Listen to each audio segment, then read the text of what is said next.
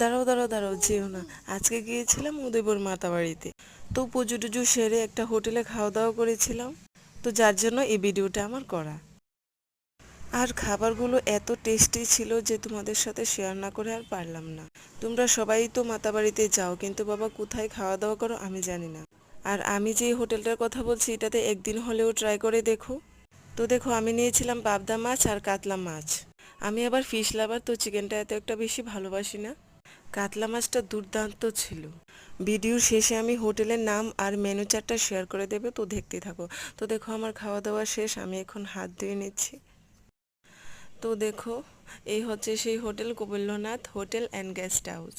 তো মেনু চার্টটা ভালো করে দেখে নাও। ইলিশ মাছ, কাতল মাছ, পাবদা মাছ, চিকেন, দেশি পাঠার মাংস সব কিছু আছে। তো হোটেলটা আরেকবার ভালো করে দেখে নাও। কপিলনাথ হোটেল অ্যান্ড গেস্ট হাউস। তো আজকে ভীষণ মজা করলাম। টাটা।